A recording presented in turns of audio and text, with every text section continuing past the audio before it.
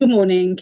I'm Councillor Diane Donaldson and I'll be chairing this hearing of Subcommittee B of the Licensing and Public Protection Committee of Birmingham City Council. Before we start, can you all please mute your microphones for the moment in order to improve the sound quality whilst I outline the procedure. Can you also turn off your cameras with the exception of committee members unless you are the person speaking. This is to reduce bandwidth. Committee members will have their cameras switched on throughout the hearing. Could everyone attending today's meeting please put their mobile phones on silent and ensure they are situated in a room or environment which is free from distractions or any unnecessary noise emanating from radios, TVs, etc. Thank you for that. I'm speaking slowly and clearly so everyone can understand.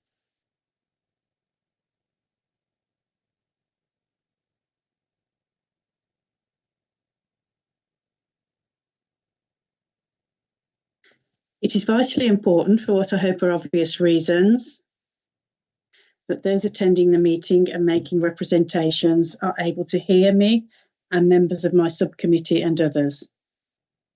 Any distractions brought to my attention could result in the meeting being suspended temporarily or to another date and time under the regulations for these types of meeting. I also confirm this is a public meeting and therefore is being live streamed on the City Council's website in order that the general public can view it. I advise this is a public meeting. It will be webcast for live or subsequent broadcasts via the Council's meeting YouTube site via the link in the agenda, and that members of the press public may record and take photographs except where there are confidential or exempt items. Members are reminded they must declare all relevant pecuniary and non-pecuniary interests arising from any business to be discussed at this meeting. If a disclosable pecuniary interest is declared, a member must not speak or take part in that agenda item. Any declarations will be recorded in the minutes of the meeting. No apologies have been submitted for today's meeting. And can we please confirm and sign the minutes of the meeting held on the 3rd of August 2021 at 10:00 hours? Agreed. Agreed. Agreed. Thank you. Can I welcome you to this hearing for an application in respect of Station Supermarket, 5 to 9 Station Road, Erdington, Birmingham B23 6UB. I'll begin with some introductions. As stated previously, I'm Councillor Diane Donaldson and I'm chairing this meeting of the Licensing Subcommittee. With me are other members of the subcommittee, Councillors Mike Sharp and Adam Higgs. Also present in the meeting are the following officers: Licensing Officer Shahid Yasser. Good morning, Chair. Good morning. Committee Manager, Meeting Manager Katie Townsend.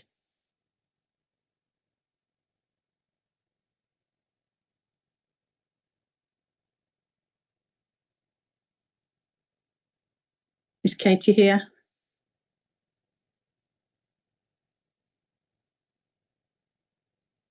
Doesn't look like it, Chair. No.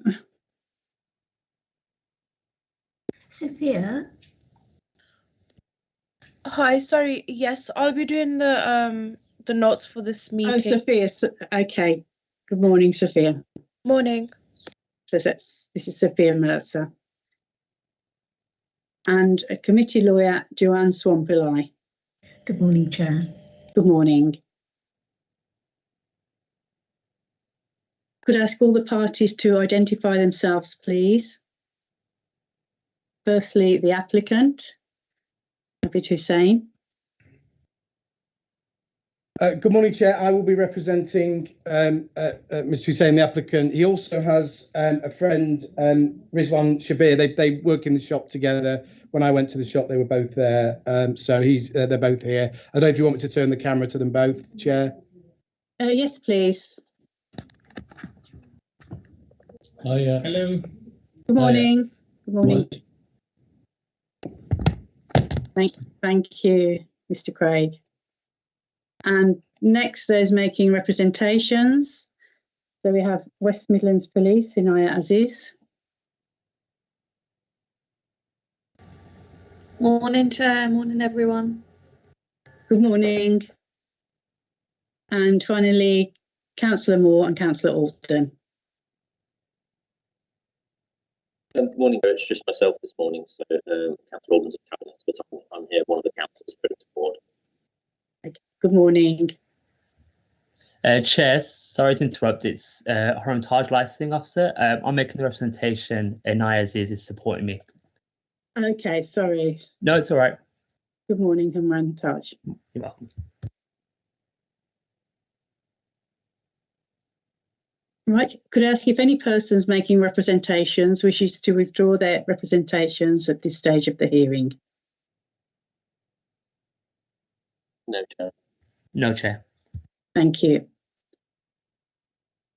I will assume that all parties have read and understood the Licensing Committee's procedural rules sent out with the notice of today's hearing. Please note, given the nature of today's proceedings, I may, at my discretion, amend the procedural rules to reflect the fact that this meeting is taking place online, but wish to assure you that any such amendments will not impact on the parties' right to a fair hearing. We'll be using the chat function in Microsoft Teams to communicate. One of the icons on your toolbar is a speech bubble. Click the speech bubble to go into chat. If you do have access to the chat function for any reason, please use the raise a hand function to indicate that you wish to speak. The button is usually fourth from the right on the toolbar. You can also, of course, indicate verbally that you wish to speak at the appropriate time.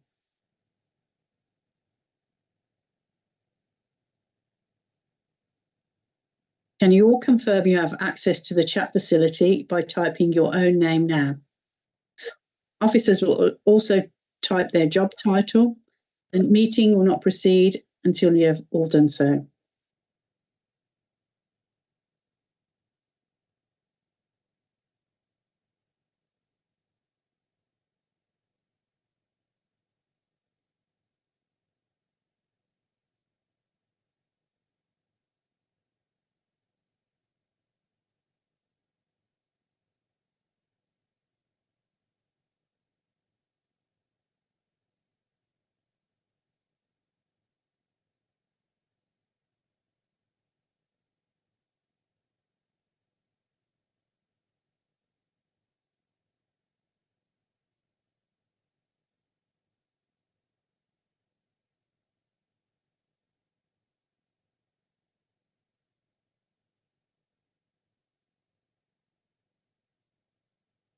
Thanks, everyone, Chair. Thank you, Sophia. Please keep this chat column open for the entire duration of the meeting in order that everyone can follow the messages being posted in the chat. If any participant has dialed in on an audio telephone rather than Microsoft Teams, please speak now to confirm that you can hear and be heard. I don't believe we have anyone dialing in this morning. No? Okay. With the exception of subcommittee members, please keep your camera off unless you're the person speaking. If there are any problems with bandwidth which cause difficulties with the sound, I may, in my discretion, ask everyone to turn their cameras off in order that the meeting can proceed with everyone able to hear and be heard. Does anyone wish to make any preliminary points at this stage? If so, please indicate that you wish to raise a point by typing speak into the chat function or using the raise a hand function now.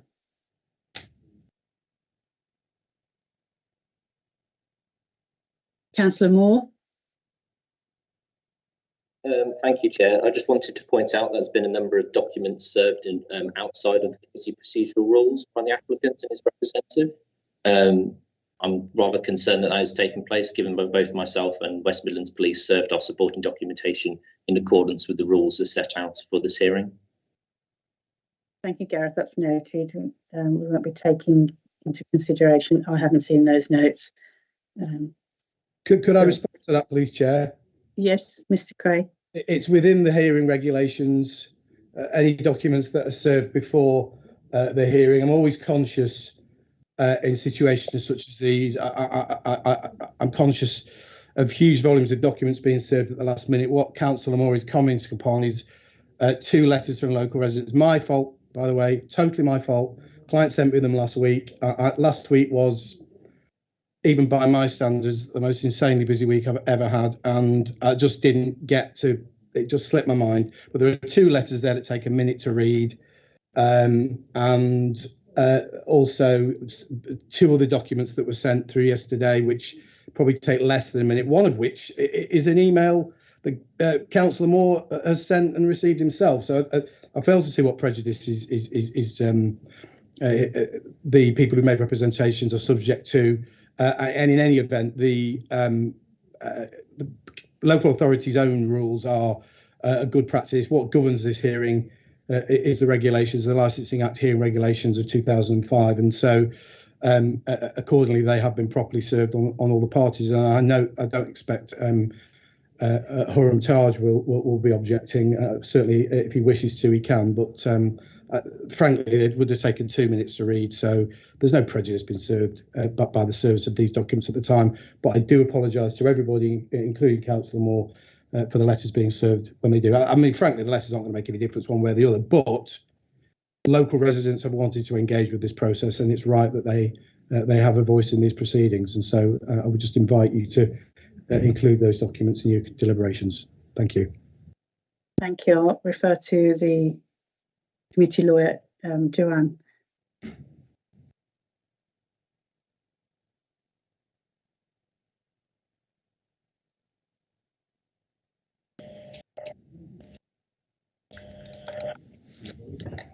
Sorry, can you hear me now? Yes, I can hear you. Yes. I apologise. Shall we retire for a short adjournment? Thank you. Yeah, perfect. Okay, we'll retire. And then...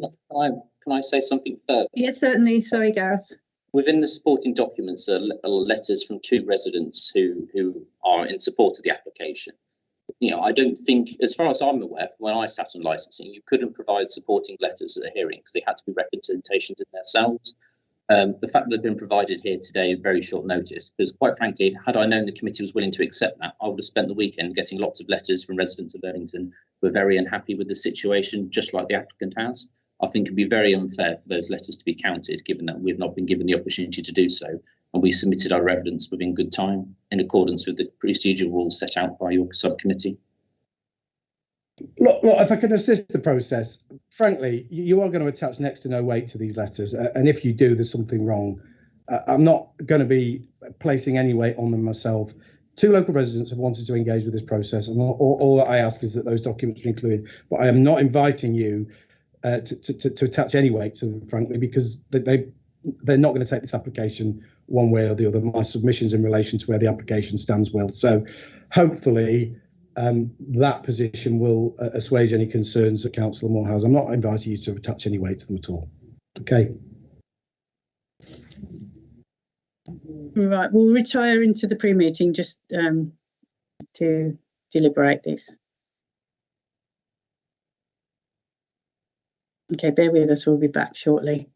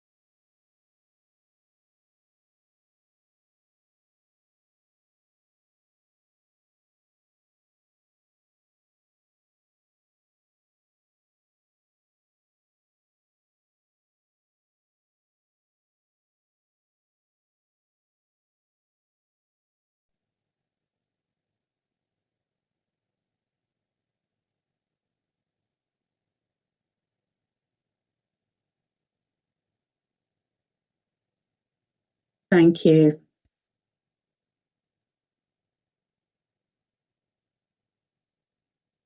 Right, welcome back to the Licensing Subcommittee B. Thank you for bearing with us. We took a short break to deliberate the letters submitted by residents. We've decided not to take these into consideration and we'll proceed accordingly. Right, so now I'll briefly outline the procedure which we're following at today's hearing. Firstly, the licensing officer, Shahid Yasser, will present the report. Then the applicant and their representative will be asked to present their case. We're asking if this could be kept to approximately 20 minutes. Then those making representations will be invited to make their case. Again, approximately 20 minutes will be allowed for this part of the hearing. I can ask all parties to speak as slowly and as clearly as they possibly can, because the officers are taking notes by hand for the minutes and the meeting is also being live streamed on the City Council's website. If at any time it is somebody else's turn to speak, please mute your microphone and use the chat function to communicate if necessary. Please note that members of the subcommittee will be able to ask questions at any stage, but will try to do so at the conclusion of each presentation. Cross-examination by the applicant and those making representations will not be permitted unless the members consider it appropriate. Where questions are raised by members of the subcommittee or those present, please signify this by using the chat facility set out on the right-hand side of the screen you're viewing the meeting on. The meeting manager will alert me if I do not notice messages in the chat. I will determine verbally or in writing on the chat facility the order in which questions are dealt with. Additionally, you may also seek to notify a question or point verbally in the usual way at the appropriate point. So at any point in the meeting, if you wish to speak, please type the word speak into the chat function and the meeting manager will ensure that we come to you at the appropriate moment. If at any point you cannot hear or having problems with your internet connection, please use the chat facility to alert the meeting manager. The chair will then ask the person speaking to repeat what they have just said. It is therefore important that you use the chat function as soon as you are unable to hear the person speaking. It may well be that there's a problem caused by people still having their microphone or cameras on, which creates interference. So we'll remind everyone to please mute your microphones and turn off your cameras when you are not the person speaking. Could I point out that occasionally it may be necessary for the subcommittee to take legal advice. At my discretion, I may ask all parties to wait at this meeting whilst members and the relevant officers withdraw to take legal advice using a separate meeting within Microsoft Teams. We will then return to this meeting and continue. Please note, if at any time the live stream being broadcast on the City Council's website fails, I will ask you all to mute your microphones and cameras and to stop speaking until the live stream is restored. If at any time this meeting goes into private session, the meeting manager will pause the live stream. Once the private part of the meeting is over, I will ask the meeting manager to confirm that the live stream has resumed before we continue. At the conclusion of the hearing, I will invite all parties to make a brief closing submission. Can I stress that no decision will be taken until all the evidence has been heard? At the decision-making stage, the members and the relevant officers will withdraw from the meeting in order to determine the decision. They will go into a separate Microsoft Teams meeting. In the event that members need to clarify any point, you'll be telephoned by the meeting manager. The members will then make their decision. Notifications of the determination of the application will be sent out to all parties within 5 working days. I hope that's reasonably straightforward. So with that, can I ask the licensing officer, Shahid Yasser, to present the report, please, as slowly and clearly as you can, please. Thank you, Chair. Thank you. Abid Hussain applied on the 28th of October 2021 for the grant of a premises licence for Station Supermarket, number 5 to number 9 Station Road, Erdington, Birmingham, B23 6UB. Councillors, the purpose of the report before you today is to consider representations that have been made in respect of an application for a premises licence which initially seeked to permit the sale of alcohol for consumption off the premises to operate from 7 AM until 10 PM, Sunday to Thursday, and 7 AM until 12 midnight, Friday and Saturday. The premises wish to remain open to the public from 7 AM until 10 PM, Sunday to Thursday, and 7 AM until 12 midnight, Friday and Saturday. Councillors, there has been the licensing barrister has, for the applicant, has volunteered to reduce these hours and has also submitted some extra conditions to mitigate the concerns of the other persons, and these are detailed in your report as well. A representation has been received from West Midlands Police as a responsible authority, and it's attached to Appendix 1. Representation has also been received from other persons, and this is attached to Appendix 2. The application is attached to Appendix 3, and there's also some site location plans attached to Appendix 4. When carrying out its licensing function, a licensing authority must have regard to Birmingham City Council Statement of Licensing Policy and the guidance issued by the Secretary of State under Section 182 of the Licensing Act 2003. The licensing authority is also required to take such steps as it considers appropriate for the promotion of the licensing objectives. Chair, the options available to you today are to grant the licence in accordance with the application, to reject the application, to grant the licence subject to conditions modified to such an extent as you consider appropriate, to exclude from the licence any of the licensable activities to which the application relates, to refuse to specify a person in the licence as the premises supervisor. Thank you, Chair.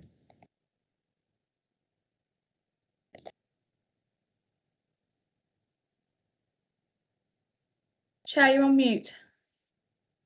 Apologies. Would the applicant or their representative like to make their representation now, please? Yes, thank you, Chair. Yeah, I visited the premises not last week, the week before, and had a mooch around the local area. My submissions here, Councillor Moore and his representations seems to be labouring under the misapprehension that these premises are situated in a cumulative impact area. They're not. As I'm sure you're all aware, Birmingham City Council suspended all its cumulative impact areas last December. So for the last 12 months, there haven't been any cumulative impact areas in force. However, I need to respond to the representations that have been made, because I guess if I head those off at the pass, then it makes my submissions much more powerful, notwithstanding the fact that the policy is no longer in place. So I do intend to do that. And I just want to make this distinction first, because Birmingham had 5 cumulative impact areas in force, 4 of which were geared towards on premises, namely Arcadian, Broad Street, Moseley and Digbeth. And cumulative impact policies in areas such as those are geared towards saturation of late night venues on a weekend. You go to Broad Street or the Arcadian on Monday or Tuesday, quite frankly, it's tumbleweed territory a lot of the time. But then obviously on a Thursday, particularly Friday and Saturday night, there are a huge number of people there, which can cause issues with regards to nuisance and crime and disorder. No dispute about that, and that's why those policies were in force. Erdington is distinct from that. There's no doubt that the policy in Erdington is aimed at off licences and the associated problem with street drinking that goes hand in hand with that. And My practice takes me up and down the country, and I deal with applications in various different areas of the country. And there's no doubt in my mind that even if those policies are in place, and as I've stressed, they're not presently, and so will not form part of your deliberations today, there are different causational issues in relation to undermining of the licensing objectives, which require a different approach. And whereas in, let's say, Broad Street, there are too many licensed premises, and that's the issue, I would submit that it requires a completely different approach with regard to off licenses, which Councillor Moore appears to be conspicuously and significantly missing the point here, because what I've done, I've had a wander around the area. First of all, these premises are situated 8 to 10 minutes walk from the high street. There is no doubt, no question, there is a problem in Erdington of cheap booze, street drinkers drinking early in the day, street drinkers descending upon Erdington from other parts of the city and other parts of the region. It seems to be a magnet for those people. But the answer to that is not to reduce the number of off licenses that are available in the area. It is to change the dynamic of what is being offered by those premises. I have checked. I've been online. I didn't want to deluge you with information, particularly at this later stage. But this is a matter of public record. This is up from your licensing register. I've been onto your licensing register, and I have checked other off licenses in the area that are privately owned. So I've discounted the Co-op, for example, and Heron Foods and any such premises. And I've gone on there, and I suppose I'm pulling West Midlands Police representation into this. I've noticed premises, and I'll read them into the record: Apex, B&M Retail, Deli Casa, Drinks to Go, 2 being the number 2, G&T, Janisic, Savers, and Victor's. And none of those licenses have anything even resembling the conditions that are being offered here. 1 or 2 of them have virtually no enforceable conditions whatsoever. And in actual fact, Councillor Moore, my first encounter Councillor Moore when he sat on the subcommittee, but actually I do have something to thank Councillor Moore for, because you may recall a few years ago he reviewed himself as a councillor, which he's perfectly entitled to do, a number of premises licenses of nightclubs in Birmingham city centre, because they were flyering. They were flying around the city and were causing an issue with regards to posters going up in certain areas and flyers being handed out to people, and that was causing litter. And he took it upon himself to review his licenses. And actually, I got a couple of clients off the back of that, which are still clients of mine today. So I was actually grateful for that intervention from him. But I think that intervention from him made that problem go away. And if Councillor Moore, which he clearly, look, councillors don't always get involved in this process. And perhaps they should have a little bit more, actually. I don't have an issue with a local councillor wanting to do the best for his constituents, wanting to represent the people who've elected him to represent them. But the issue here is not these premises, for a whole host of reasons I'm going to set out to you. There is an issue in the area which is not being addressed. It's not being tackled. And there's nothing preventing Councillor Moore reviewing any of those licenses where he thinks there are issues, where the conditions on those licenses simply aren't robust enough. And quite frankly, they're not, because the problem is continuing. The problem persists. And refusing this license is not going to make that problem go away. The problem is going to continue. And actually what needs to happen here, in my view, to tackle the issue is that there need to be more stringent conditions placed, enforceable conditions placed upon other premises, which clearly, look, the reality is, right, there's a problem in the area, right? People are not bringing booze in from outside. They are buying booze from off licenses in the local area because it's cheap, because they can buy it at 7 in the morning, because there are no controls over the ABV of products that's being sold in those premises. And that is the issue. The issue is not other licenses in the area granted with much more stringent conditions that actually are not looking to be an off license. They are looking to be a convenience store that offers alcohol as part and parcel of their overall offer. So I considered all that, and so what I've done in recent months, I have applied for a number of licenses, crazy number of licenses this year, but I've applied for a number of licenses in cumulative impact areas, and I'll just reiterate, this is not one, cumulative impact areas in other parts of the country where these licenses have been granted without any representations from the police, because the narrative behind those applications is these conditions on this license, they are so stringent that what they do, they raise the bar in the area, so that if there are other reviews, you can go, they've got that, they've got this restriction here, and I want you to have it.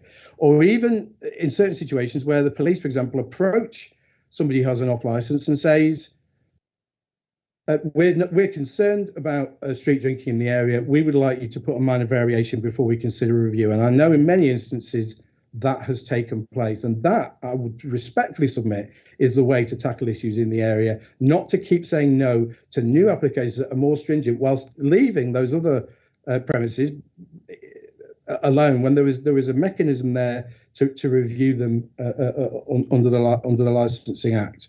So I just make that point. And so what I will then ask you to do, please, if you look at the original operating schedule, it's at page 15 in the agenda pack.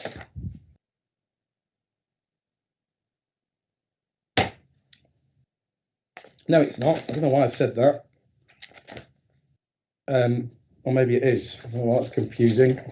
I don't know why I said 15. Oh, I know why I said 15, because it's page 15 on the application. See, it's page 29, and if you look what's beneath it is the number 15. That's why I wrote 15 down. It's page 29, please. Everybody there? Thank you. Right, just make the point, West Midlands Police, at the point they made their representation, acknowledged that this was a robust operating schedule that would not have given rise to a representation from them elsewhere. And actually, it begs the point, well, if this isn't in a cumulative impact area, then, but look, I have to deal with the representation as it is, so I'm going to deal with that. I am not going to take you through these conditions verbatim. I know you'll have read them. They are comprehensive. I will just tell you that what they deal with are CCTV, training records, incident book, refusals book, challenge 25, no alcohol over 6.5%. I'm going to invite you to delete the condition, the premises will not display any alcohol between the hours of 0800 to 0900 and 1500 to 1600, because that is now OTOs as a consequence of the amendment to the application, and I'll deal with that. It just won't make any sense, because I'm going to invite you to replace it with another condition. Any person who appears to be drunk will not be served alcohol. Well, the reality is they're not supposed to be anyway. But it needs to be recorded in the refusal register, so that's why that condition is there. Number of conditions around public safety, and a number of conditions around nuisance that relate to notices, deliveries, and the premises own responsibility to do with people in the immediate vicinity of the shop. Then I will invite you to turn to page 39.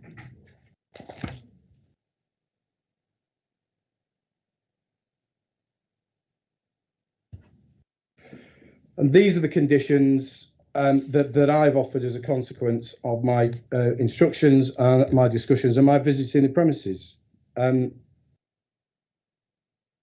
Reduction in the hours. Now, principally, that's aimed at early in the morning, because I'm conscious that street drinkers, that's when they get going early on. There's already a condition around 6.5% ABV, which again is aimed at street drinkers. And then it goes on the following. There's got to be at least one personal license holder on the premises at any time the sale of alcohol is undertaken. Alcoholic drinks in open containers not to remove. The next three conditions, sometimes they throw people a little bit. I know the first time I saw it, it did. But essentially what that says is that no can or bottle of beer or beer and cider. And just to be clear, you can insert the word lager there if you want. Lager is a beer. There's no question about that. It's a type of beer. Sometimes committees want to put the word lager in there, but it's beer and cider, which covers all types of beer, including ale and lager. Minimum price of £1. Okay, they cannot be sold for less than that. And then the subsequent conditions just deal with the condition going forward. So the premises is required every 2 years to review that price in line with the retail price index, so that there's no question that going forward they have to reflect the retail price index and the price of that minimum price of beer. And so that future-proofs the license. It's take it as read. You may want to take advice on it, but it's a well-trodden path as a condition for me that I got off a colleague of mine who's a solicitor in Newcastle a couple of years ago. Then there's 3 other conditions. No self-service of alcoholic products, which obviously you can get in, say, Tesco's or Co-op. And then it asks you your ID. I mean, in fairness to those, they don't then normally have someone has to come over and verify your age, although sadly no one seems to do that to me anymore. This is key, this one. The next one, number 7, only no more than 15, that's 15% of its overall display area in the retail area is dedicated to alcoholic products. So this isn't going to turn into some bargain booze. I spoke to my clients about this. They don't want. They have a convenience store that they want to have some alcoholic products, so that people who come in there don't have to go to the big supermarket down the road and buy their alcoholic drinks there when they're doing their daily shop, their weekly shop. That's simply all they wish to do. And following on from that, I obviously sent through last week the Best Buy situation. They want to join up with Best Buy. They want to improve the look of the shop. They want to improve the product range on offer. And one of the requirements of Best Buy is that you've got a premises license. So they're seeking to improve their shop, and the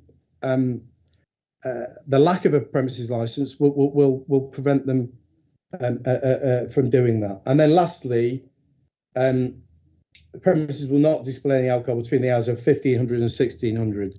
So that's to do with the schools. Recognition, police representation that there are schools in the local area. So the premises is not allowed to have alcohol on display during that time. Any other time outside its licensable hours, it is required to cover up alcohol anyway, because otherwise that's an offence under section 137 of the Licensing Act. And so this application is framed in a way that I have previously put applications in cumulative impact areas, and this application isn't. I'll then turn, if I may, to the specifics of the representations. Just dealing with Councillor Moore's first. First of all, he says Station Road has a number of off licences operating. It doesn't. It's got one. Just one. It's got one. It's got one off licence operating on Station Road. Second paragraph: the number of off licences in this area has led us to this area be covered by a cumulative impact policy. I'm reading it verbatim there. Well, it's not. So I presume this is a copy and paste job from a couple of years ago. The need for a SIP in this area is based on crime and disorder and public nuisance that already exists. Well, there isn't a SIP in this area. And then it goes on to talk about driving down the price of alcohol and making it cheaper for the street drinkers who are attracted to the area. Well, that's what that condition is there for. My client will not be allowed to sell any drinks, cans or bottles of beer or cider for less than £1. Councillor Moore then deals with a number of problems with off licences in the area involved in the sale of non-duty cigarettes. Well, that's got nothing to do with this applicant whatsoever, including the off licence next door to these premises. Well, what if somebody got caught doing that next to a Tesco's? Are we going to object to Tesco's opening up somewhere else? I mean, that's just that argument has no force whatsoever. And then he goes on to say the prevalence of this problem amongst small independent off licenses is a concern. Well, I would hope in the strongest possible terms that the fact that my client is not a corporate entity like Tesco's or Sainsbury's is not going to be counted against them when you are deliberating upon this application, which obviously every application needs to be treated on its own merits. And then it says these premises had their licence revoked before and 2 subsequent licensing applications refused due to the concerns about crime and disorder and public nuisance. Well, let's just turn to that, because that's within Councillor Moore's supporting documents, which is contained. First of those decisions is contained the revocation, which, by the way, was day before my birthday 6 years ago, 9th of December 2015. That's a long time ago. That's 6 years ago, councillors. Because it happened to be the same address, a different individual, and that is just has no bearing whatsoever. You'll frequently grant applications on premises where the licence has previously been revoked. And then there's been an application, turning to page 47, the agenda pack. Application refused on the 3rd of April 2019, so I don't know, 20 months ago. Well, two things I'll say there. First of all, it was refused. There were 2 reasons given for refusal. One, the designated premises supervisor had to manage a portfolio of premises. Well, I confirm my client, this is his only business. He'll be here all the time. He'll be have day-to-day control of the premises as the DPS is required to. But it also makes reference to the fact it was in a cumulative impact zone. Well, it was back then. It ain't anymore. So I just make that point as well. And I just make the point, sorry, and I should have turned to this earlier, but I'll do it now, otherwise I'll probably forget. Councillor Moore was emailed by my client about the application. Councillor Moore said he would object. Well, he hadn't even seen the application. How can you say you're going to object to something when you haven't seen it? I mean, that's West Midlands Police would never do that. They would always say we need to look at the application and consider it. Every application considered on its own merits. And again, with respect to Councillor Moore, and I'm trying to help here as much as I can, that's missing the point of the problem. The problem is not about saying no to everything that's coming in. It's dealing with the issues that are there, because those issues are there. They're there. So refusing this application is not going to make those problems go away. They'll still be there. I'll just turn, if I may, to the police representation. So Hurram's statement is contained at page 49.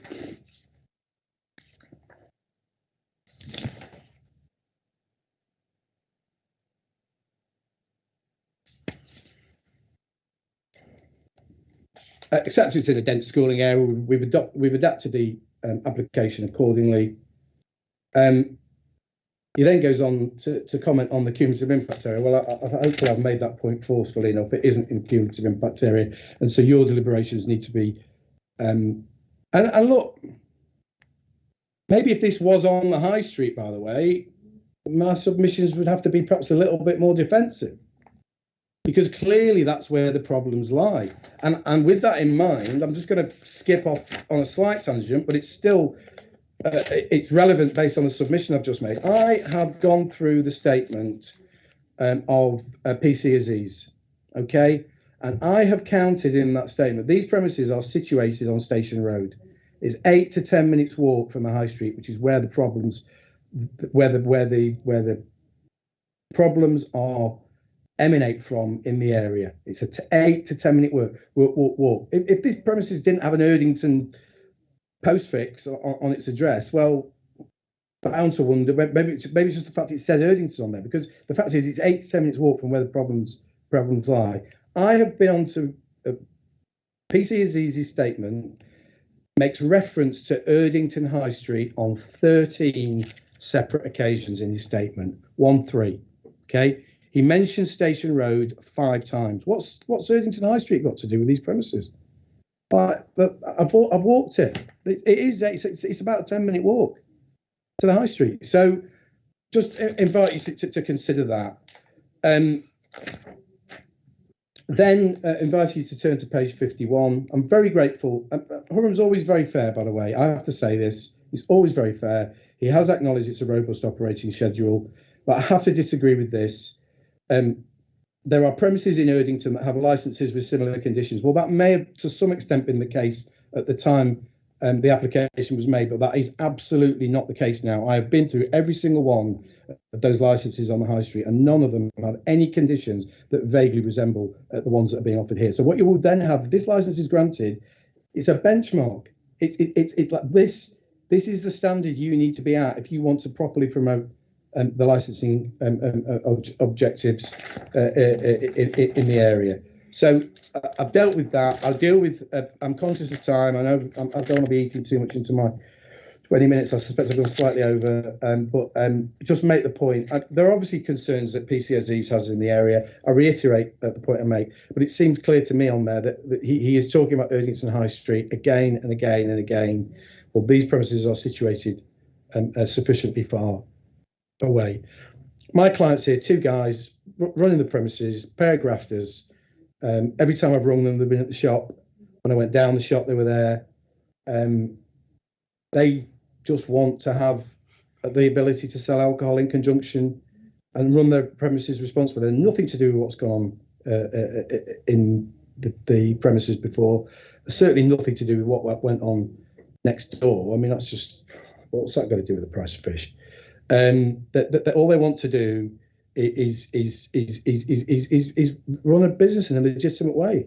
You know, there's no suggestion that they haven't done that. There's no intervention from trading standards, and given the fact there isn't a cumulative impact policy in place, this application goes way above and beyond what would normally be the case, in recognition that there are issues in the area, and so for all those reasons, I would invite you to grant the application, modified as it is, with an eye to promoting the licensing objectives, in order that the standard, the bar can be raised in the area to try and tackle these problems that I accept exist. But whatever approach is being adopted at the moment, it ain't working.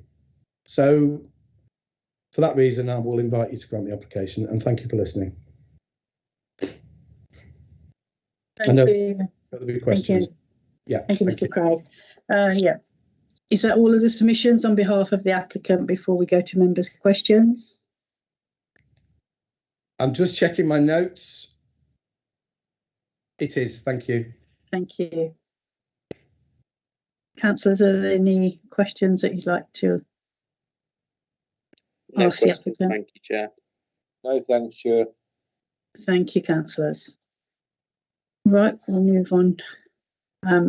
Can those making representations please present their case now?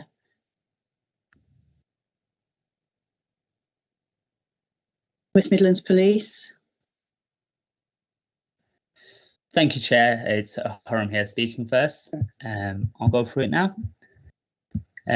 So a few points have been mentioned already by Mr. Craig, but just so I keep my trail of thought, I'm going to go through it all again. The premises are located in a dense schooling area that neighbours a secondary school, including sixth form for boys and girls aged 11 to 18 years. Across the road is a nursery, and less than 100 yards away is a primary school. A short 8-minute walk away is Erdington High Street, which is a known hotspot for alcohol-related crime and disorder over many years. The premises is located in an area of Erdington that up until December 2020 was covered by a cumulative impact policy. This was due to its high concentration of premises licensed for the sale of alcohol on and off. This area of Erdington was included in the SIP to prevent further crime and disorder and public nuisance impacting on the licensing objectives. I did include the original map that outlined the area. So the red outline indicates the area covered by the cumulative impact policy area. The red circle on that map shows the location of the premises inside the cumulative impact area. In December 2020, Birmingham City Council reviewed its statement of policy, as they have to every 5 years, and they removed all cumulative impact policy areas within Birmingham. Now, although this was removed, the issues that were the reasoning to put in place in the first place had not gone away.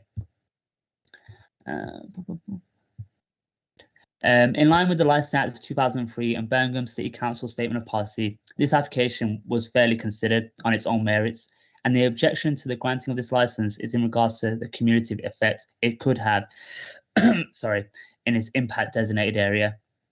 Factual evidence and expert knowledge has been sought in coming to this decision. It is common during the application stage to refer applications to the local neighbourhood policing team for their comments. The license team I work with covers all of Birmingham and value the expert knowledge and input of the neighbourhood teams who can give a more detailed input and perspective into the assessment of an application and to its ability to promote the licensing objectives. I contacted Sergeant Robertson, the Erdington neighbourhood team. I contacted Sergeant Robertson. He's the neighbourhood sergeant for Erdington, making them aware of the application and if they have any comments or concerns in regards to this application being granted. The sergeant stated they could not support this application and would supply a community impact statement of their concerns in relation to a new licensed premises being granted in this part of Erdington. Sergeant Robertson tasked PCSs to prepare the statement, which clearly details these issues in the area. These issues are linked to alcohol and antisocial behaviour.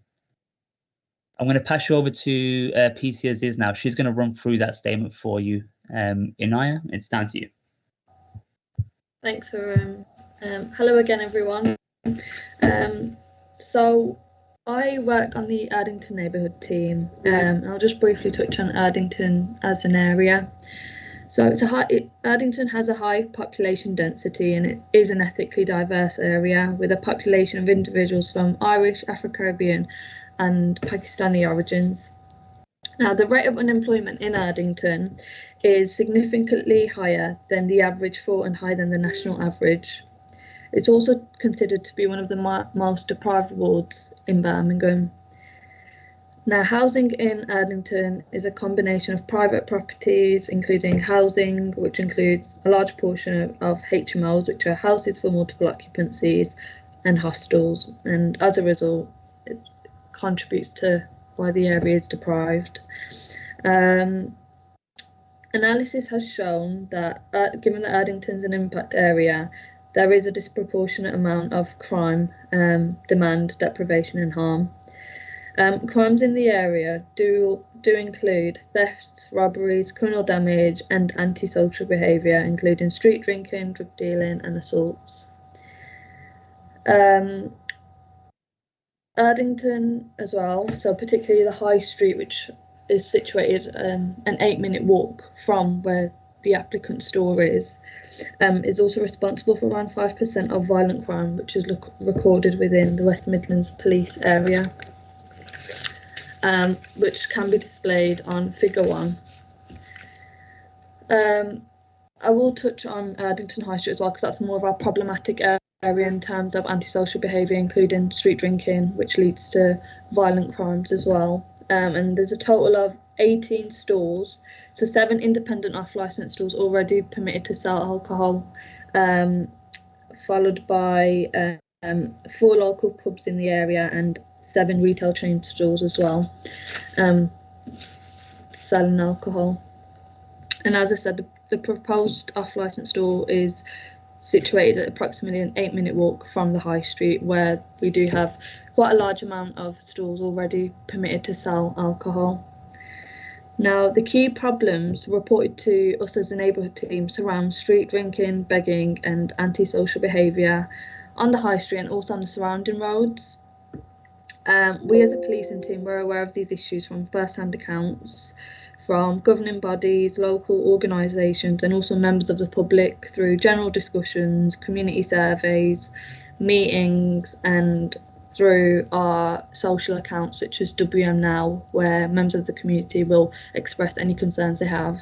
And also during foot patrol around the area in Erdington, we'll have members of the community, staff members who work in the local area expressing their concerns, which include street drinking as well.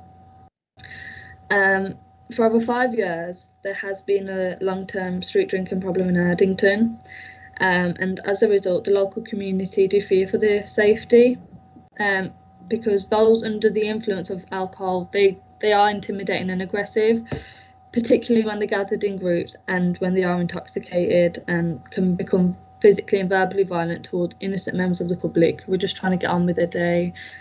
And subsequently, this has resulted in a low footfall in attracting people into the area due to the fears and concerns. You know, they don't want to bring families into the area. They don't want to bring the children into the area just because of how intimidating those under the influence of alcohol can be. Now, where the store is as well, we do have reports of antisocial behaviour from one of the roads, which is a few yards away from, well, approximately a 5-minute walk from the junction of where the store is, and that's Johnson Road. So we do have reports of large groups of people gathering on Johnson Road, who are... Chair, sorry to interrupt. We've just lost Councillor Higgs. Okay, can we suspend the live stream until we get Councillor Higgs back, please? Yeah, sorry to interrupt. If we just pause for a moment until we get him back. Thank you.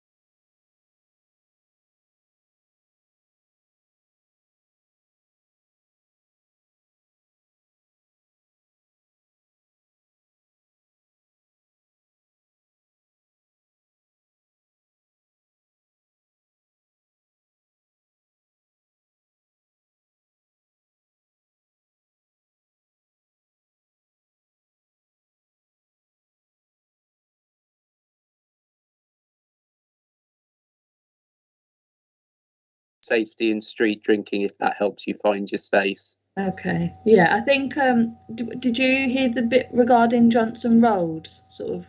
No, you didn't get to that bit yet. Okay, that's fine. So yeah, I did touch upon, so for over 5 years now, obviously, the street drinking has been a long-term problem in Erdington. It's been recognised one of our key problems in the area from a policing perspective as well, in terms of tackling the problem. And also, particularly around in terms of security and fears, how the local community are in fear of their safety. So, you know, avoiding the area or going shopping in the area during the early hours of the morning, where they can avoid the local street drinkers, especially when they're sort of joining as groups and being intimidating and aggressive towards innocent members of the public. Can I just check that the live stream has resumed?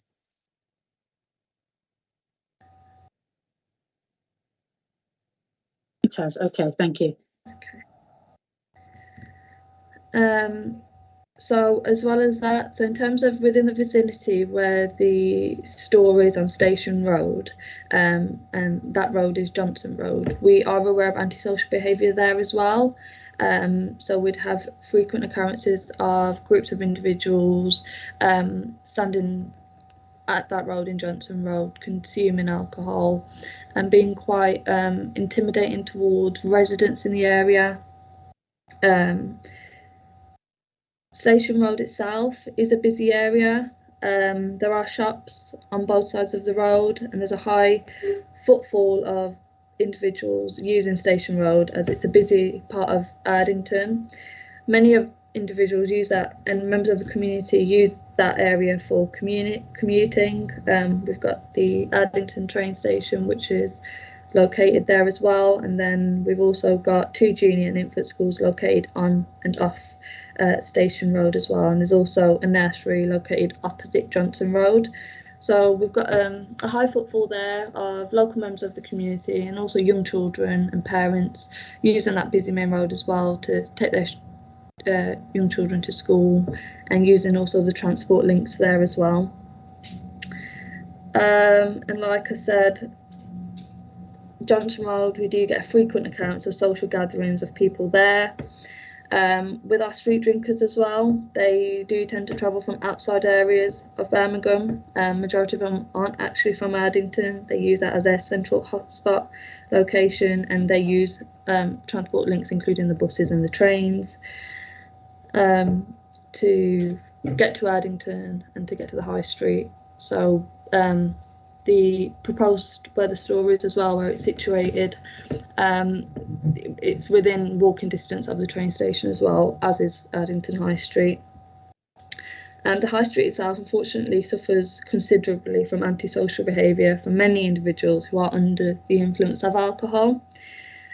We as a police review many complaints from members of the public, including retail staff, business owners, regarding the large issue of intoxicated individuals on the high street.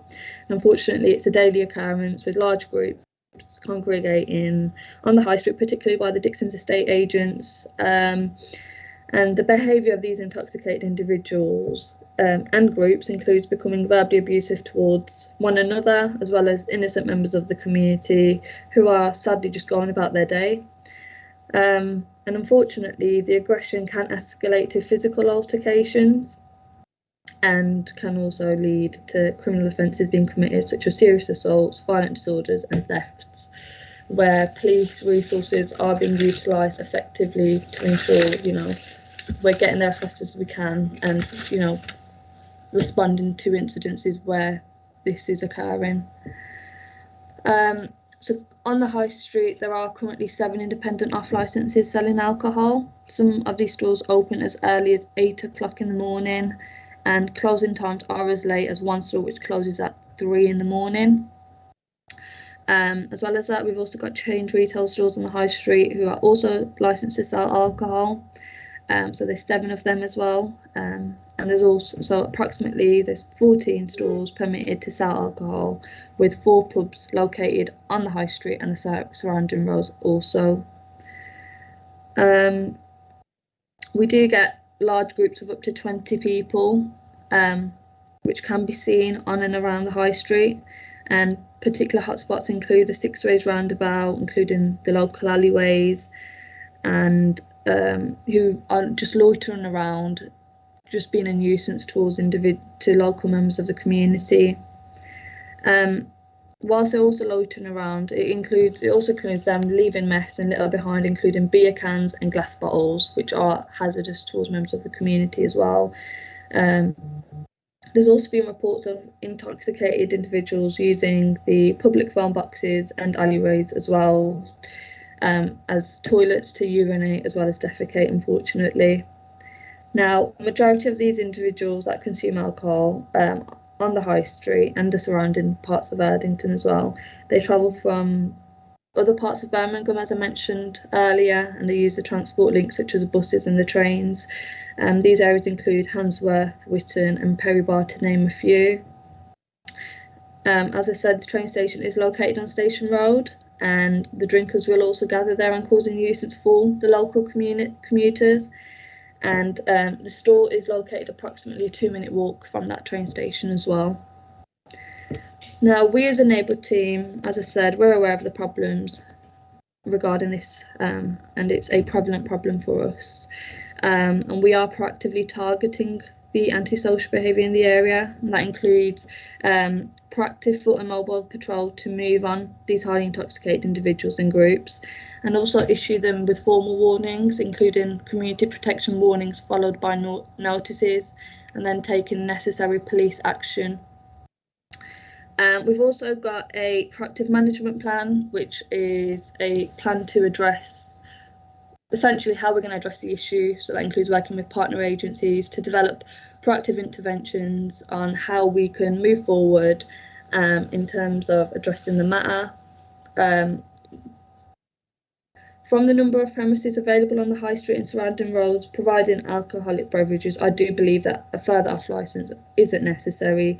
The area, unfortunately, is now suffering with the aftermath of various off-licence stores, and I do believe that it's unfair on the local community for this off-licence to be approved. Whilst we are doing our proactive foot patrol, speaking with members of the community, moving these street drinkers on, and responding to our 999 calls where there's physical disorders in the area, I've also looked at other ways of tackling the problem, and one of them was implementing a 6-month voluntary intervention with the local off-licence stores. So I thought, work closely with them and develop a working strategy with them, and essentially build a working relationship from we as a police with these businesses, because we were also getting complaints from the stores as well.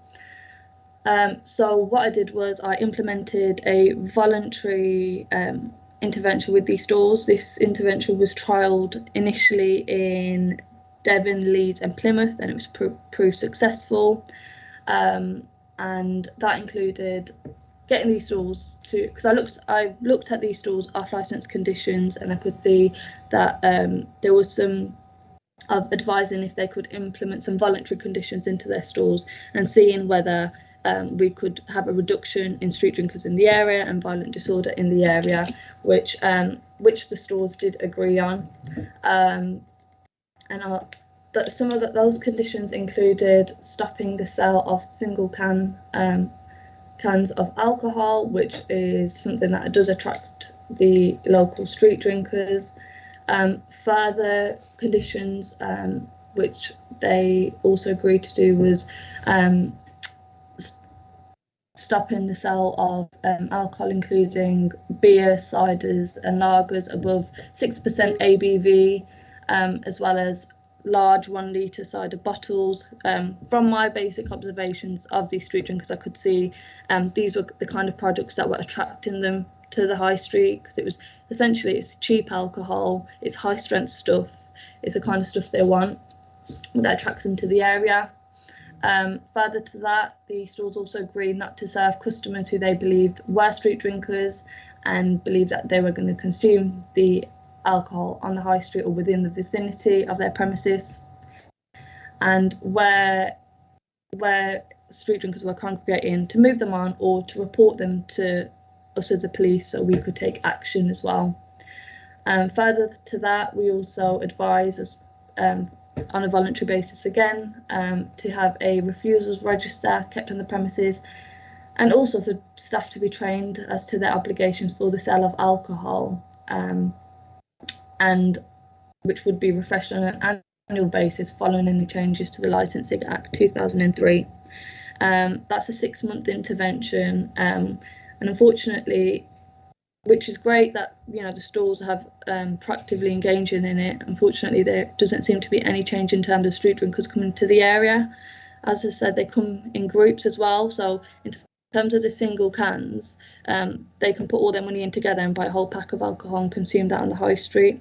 So we are proactively looking at different paths in tackling the problem, and that was one of them.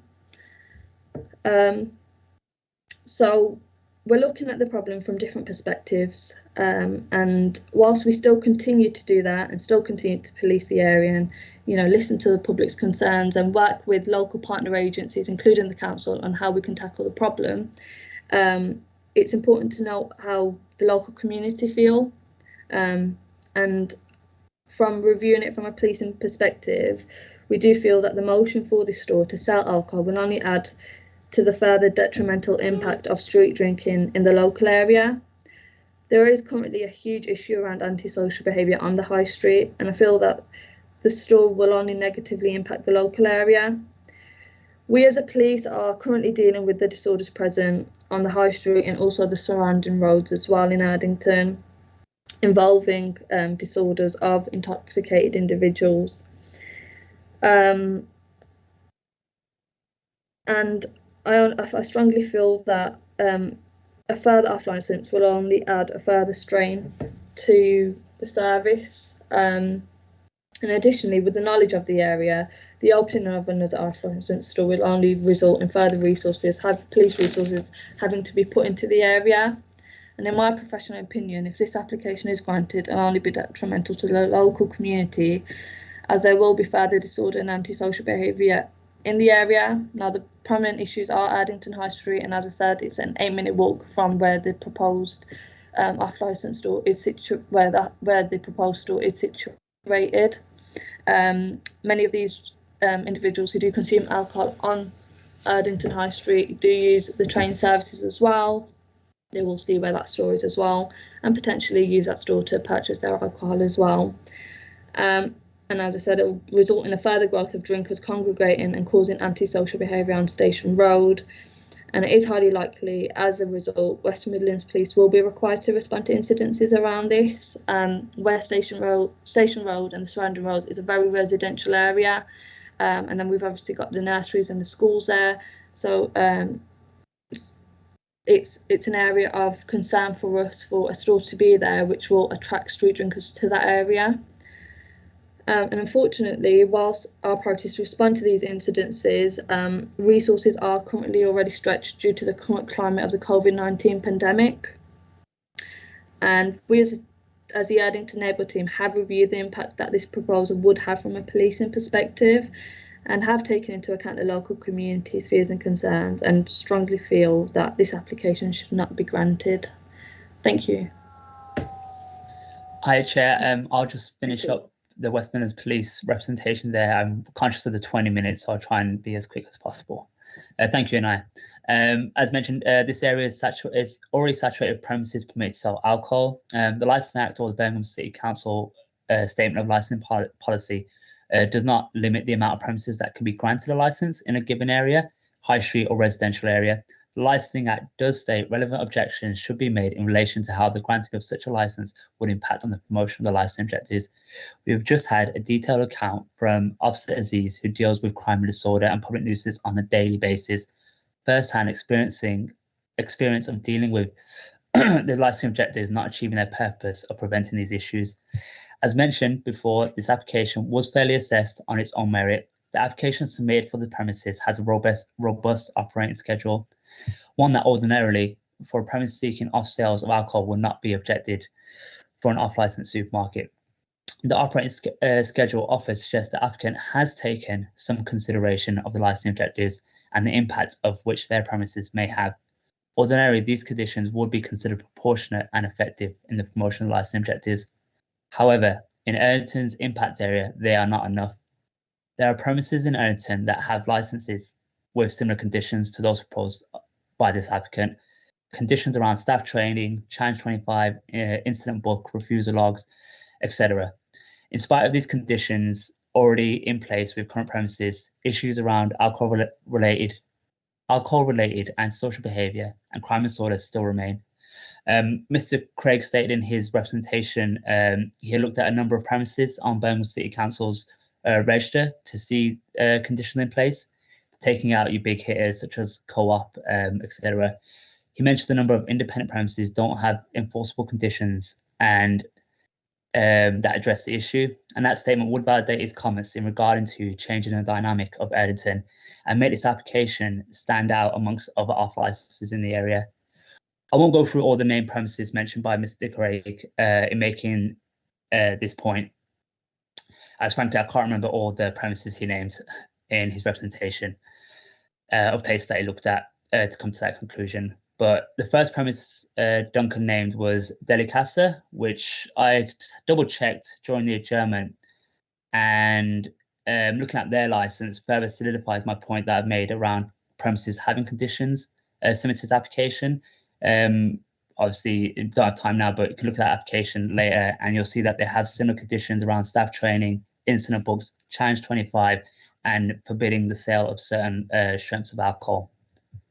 I'm not saying they aren't upholding these conditions. I'm merely responding to the comments made by Mr. Craig that independent premises with operating schedules, there aren't independent premises with operating schedules like his applicants.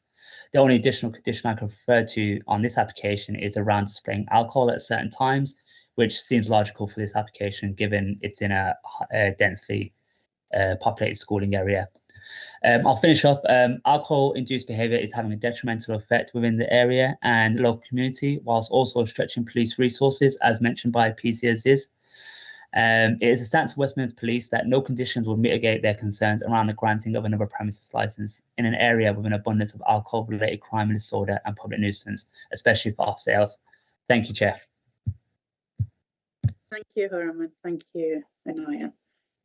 I'll now move on. Councillor Moore, would you like to make your representations? Yes, Chair.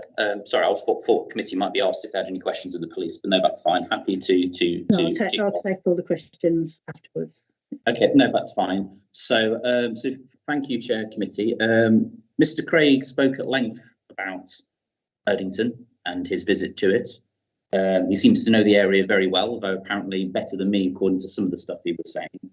And he spoke at great length about all the things that I should be doing as a councillor to address the problem of street drinking and licensed premises in Erdington. So, but I'm grateful for the lecture he gave, but I suspect he doesn't know Erdington as well as he claimed to the committee. Because first of all, he said that there was one off licence close by to these premises. There's only one other off licence on Station Road. That is not true. There are in fact two on Station Road. There's one next door, the Hungarian supermarket, and then if you go under the railway bridge, there's the Rod store, which is referred to in my representation. And then the Station Road shopping parade slightly goes round the corner onto Gravelly Lane, and there's a further two off licences there.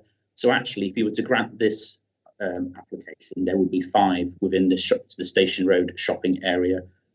So I think it's important that the committee are fully aware and have an accurate picture of the current position with off licences in that area.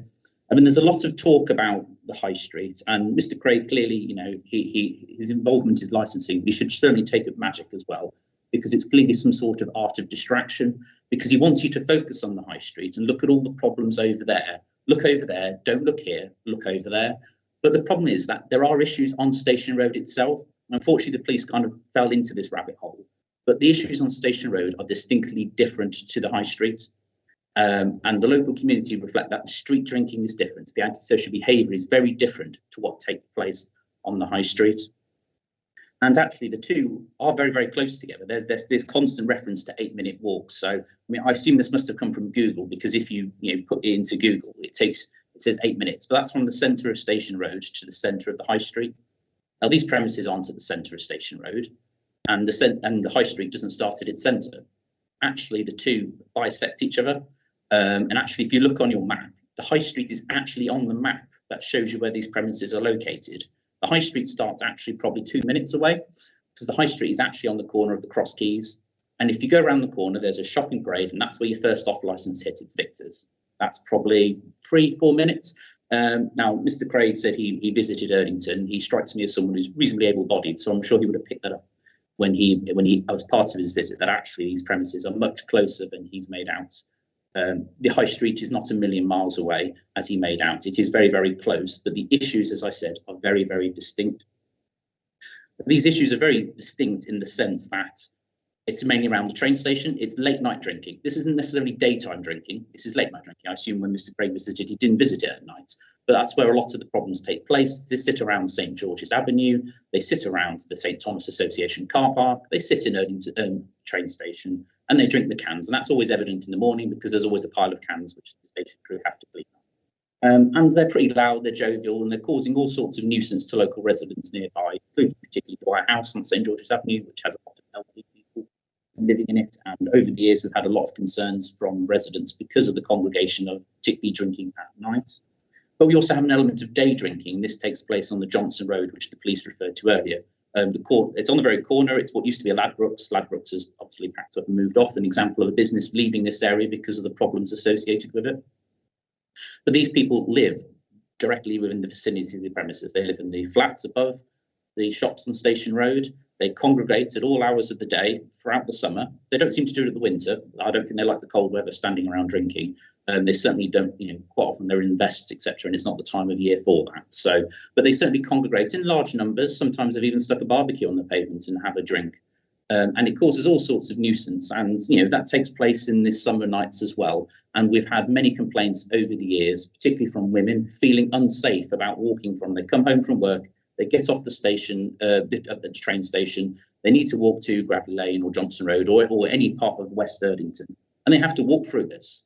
And it's not helped by its massive fly tipping hotspot anyway. There's a massive pile of rubbish there at the moment. So it doesn't give the impression of feeling as a safe, inviting area. The lighting isn't particularly great either. So there's this collection of issues taking place at these premises, at this location, and it's literally a minute from where these premises are situated, and that causes huge amounts of problems.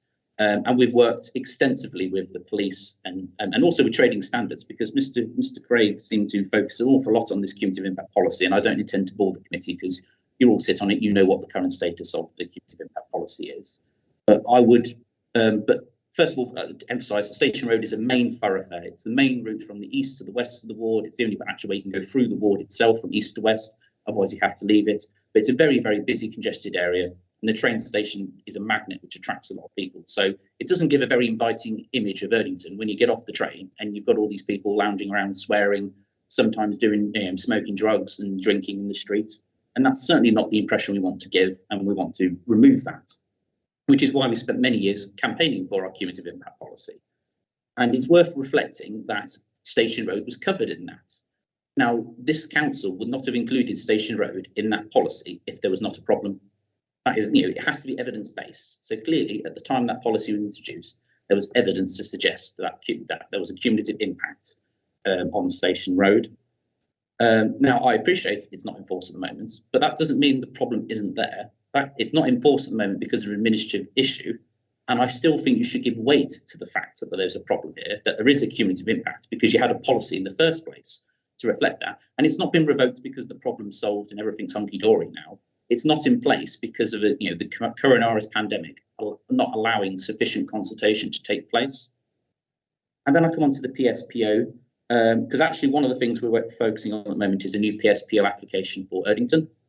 We had one on the high street itself. It didn't cover Station Road, and that was a real problem because actually a lot of these street drinking's gathering, if they do it on the high street, when the PSPO was there, the police could, ticket them, boot them off, etc., get rid of them.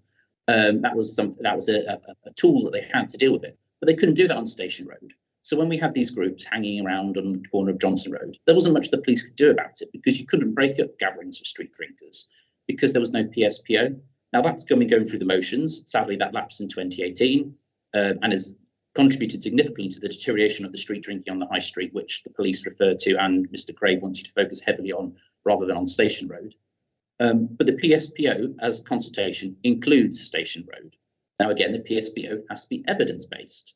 So for Station Road to be included in that proposed PSPO, and the police are fully supportive of that, they provided all the evidence to it, we've been working extensively with them.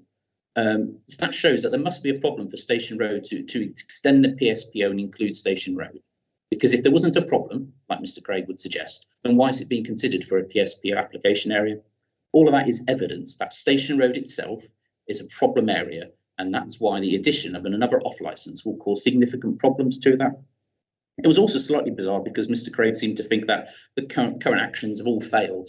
That it's all doomed. The cumulative in policy it failed. Therefore, you should just allow all off licences because it failed. And I'm sorry, but if a ship's sinking, you don't stick more holes in it. You plug them up, and that's what we have been doing as councillors in Erdington for many years now, to try and plug the holes in the ship. And this is one that's been plugged because in 2015, this council revoked the licence for that premises. And we want to keep that plug firmly in place because of the problems that it will create if it is to be granted another licence. And it seems strange because one of the reasons that was argued for this licence is to help the business to make it more viable. It's losing money because it doesn't have an alcohol licence, but it's not had an alcohol licence since 2015. It's been trading 6 years, as far as I'm aware, pretty successfully, without an alcohol licence. So I don't see how viability is an argument for a licence now. I appreciate we've just gone through a coronavirus pandemic. A lot of businesses are struggling. But retail, particularly essential retail, of which this shop would fall into, have been allowed to continue opening. And certainly from the anecdotal evidence I know from speaking with other traders, that actually the pandemic was quite useful for them and it helped keep them going during that tough time because a lot of people shopped locally. They didn't want to go to the big supermarkets because of the fear of catching COVID-19. So actually you go to your little local independent ones for your bread and your milk and those little things. And so actually I'm not entirely sure how these premises can argue that they're really, really struggling financially and they need this alcohol licence, given that they've coped for 6 years without one. And would argue that they don't need one, and doing so would create further problems. And it's also particularly because the licensing history, and Mr. Craig seemed to talk about how if I was so concerned about off licences and all the street drinking problems, that therefore we should do lots of reviews like I did with the nightclubs and shut all these off licences down. There are 8 less off licences on Erdington High Street because they've been found to engage in criminal activity. That's 8 just on the High Street itself, and I counted that in order to support another off licence application which we opposed. So that's 8, and then there was this one because it was revoked in 2015 and was subsequently refused when they applied again in 2019. And I'm pretty sure there was another one at some point, but I can't find it on the licensing register. But there was definitely a further application which has been refused. And Mr. Craig seemed to gloss over the fact that in the decision document, which I would encourage the committee to look at, there is reference to street drinkers. So the committee at that time gave weight to the fact there was a street drinking problem in 2019. We're only 2 years on, but that was part of the reason why they refused an application at that time. There were other considerations as well, but street drinking was relevant. And I would argue that the street drinking problems, as I've outlined, affecting particularly Station Road, where this premises will be located, needs to be addressed. But yes, we have worked closely with the police and trading standards. I could talk at great length and bore you, to death, basically, in terms of all the work that we've done with trading standards, the police over the years to try and tackle the problem. And yes, it needs a holistic approach. It's not just the case of shutting down off licenses or stopping new applications. You need to, I always say it's a two-pronged attack. We need to deal with the people engaging with street drinking, and we need to focus on the licensed premises coming forward. But that is beyond the remit of this committee today. And Mr. Craig would like you to think about all those things, but actually you're here today to consider this application.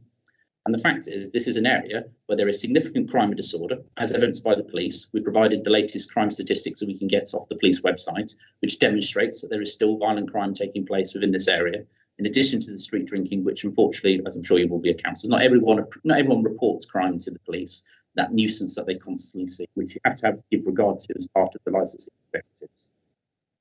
And then we have this problem of advertising, because if this business is really hard up and needs this license, then it's going to have to compete with all the other off licenses on Station Road and all the off licenses on the High Street, which, I say that they're a 5-minute walk away, but, 8 to 10 minutes, however far, they're not far for people to go. They want to draw those people to this premises in order to make money to trade. So they're going to have to compete. And they've got some fancy convoluted minimum pricing that they've put in to try and reassure you that they're not going to sell them cheap. But time and time again, when I sit on the hearings for those premises which have had their licences revoked, they all say that, you know, oh, we won't serve street drinkers. All our staff will be trained. We'll do all this. We'll do that. We'll do whatever you want. And yet they still engage in criminal activity. They've still breached the licensing objectives. So I would say that, you know, I love the conditions put forward. If you're minded to grant them today, then I would very much suggest that you do ensure that they're attached. But the only way we're actually going to really deal with this problem, as I said, to solve the problem of this sinking ship, is to plug the holes in, as well as doing all the other work that's ongoing, which is falling outside of the remit of this hearing today. You know, so the fundamental question you've been asked today is, on the balance of probabilities, would these premises cause more problems in the high street? Will it breach the licensing objectives? And I would very much argue that it is, because I fail to see how this premises can suddenly set up an area where there's lots of street drinking problems of different natures. There's all these other off licenses already, and yet somehow this premises won't contribute, but all the others are. That isn't logical. It's clearly evident that this premises will contribute to the issue, given the significant issues that Erdington has, as evidenced by the fact that it was previously covered by a SIP, and hopefully will be covered again soon, and hopefully later this month will be covered by a public space protection order. Both of which need to be evidence-based. So clearly the evidence, as well as the objection from West Midlands Police today, show that there's a problem in this area, and therefore I would encourage you to refuse the application. Thank you, Chair. Thank you, Councillor Moore. Move on to members' questions now. Are there any questions from members to the police or Councillor Moore? No, thanks, Chair. No, thank you, Chair. Thank you. Right, so we'll move on to closing submissions in reverse order. Councillor Moore.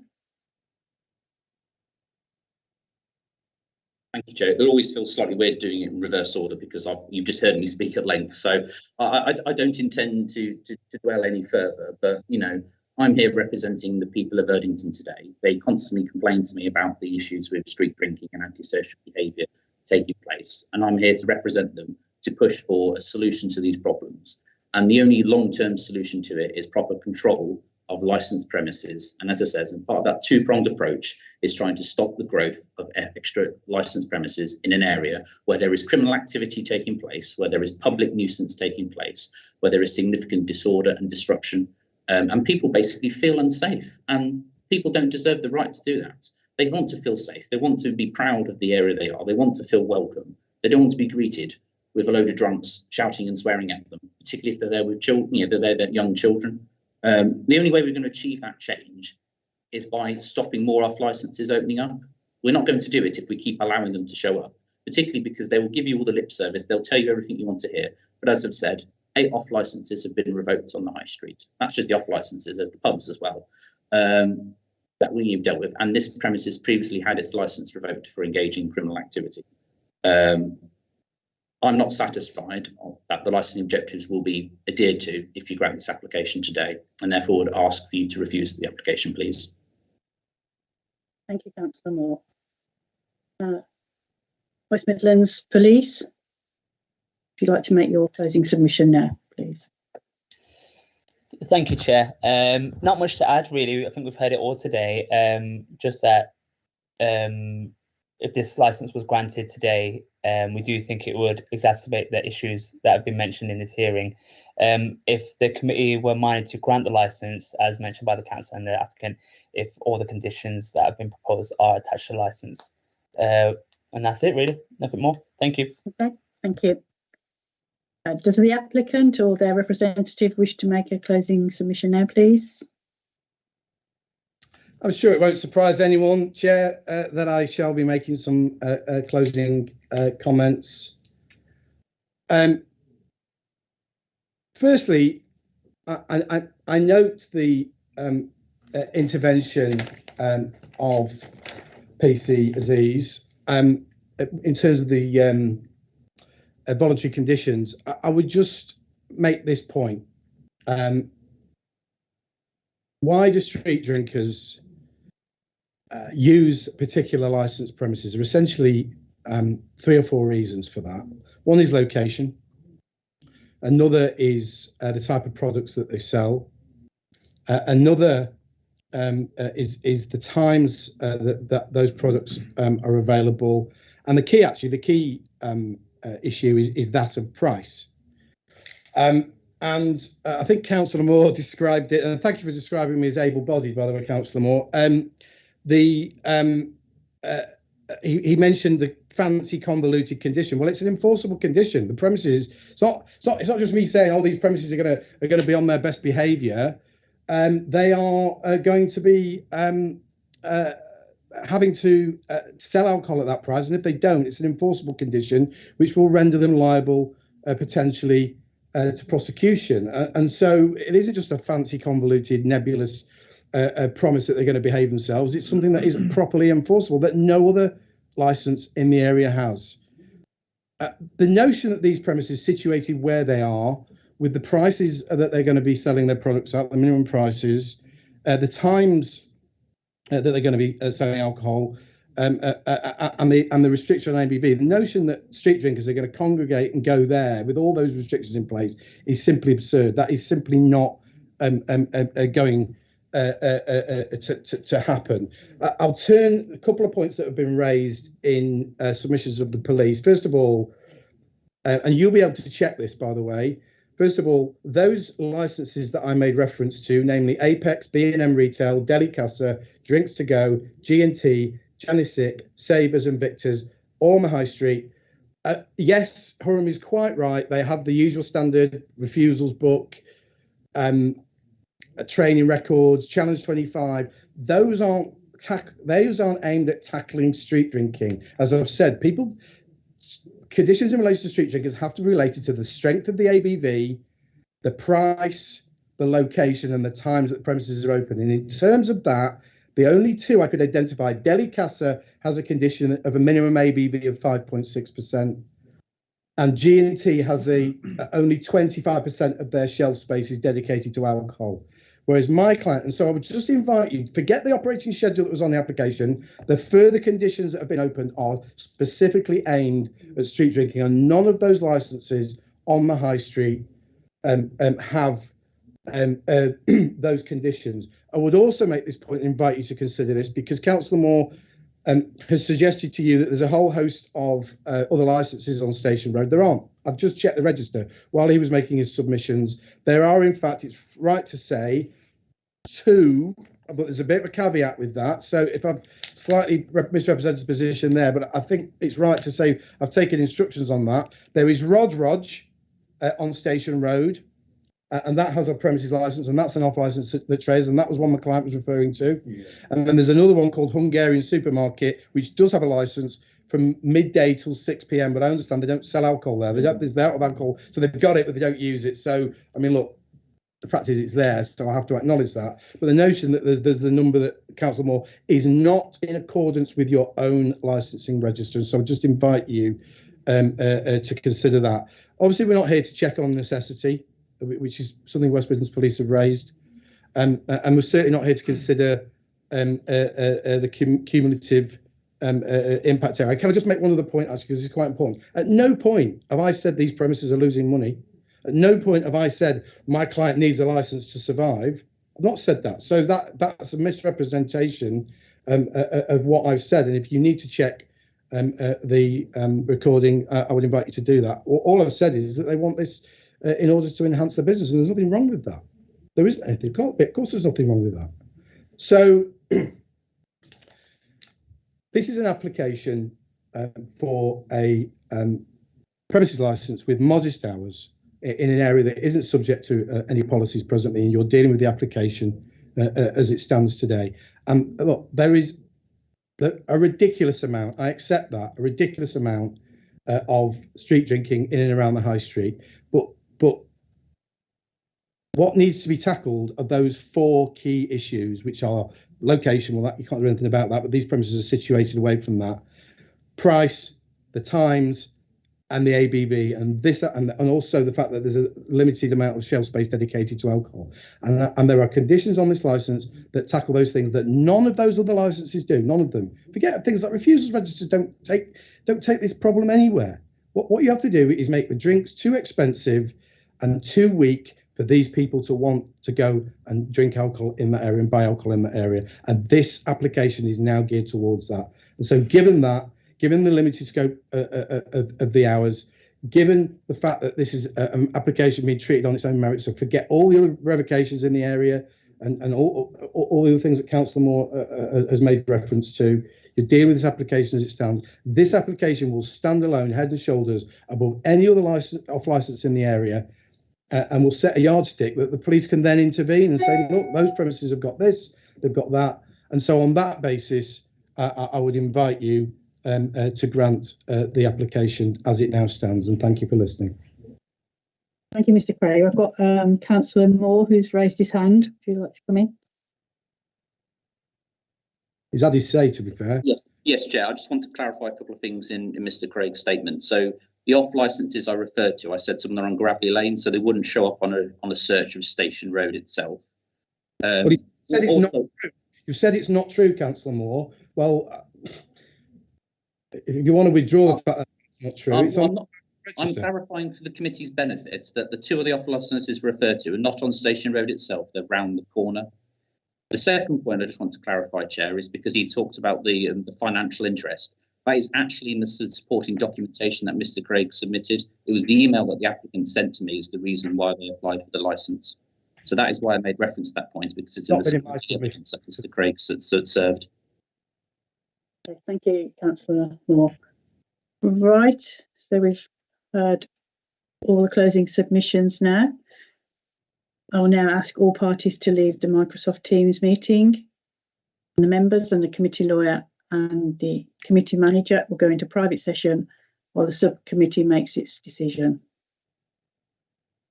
You'll be notified of the decision of the subcommittee within 5 working days. Thank you. Thank you, Chair. Thank you, committee. Thank you all. Thank you all.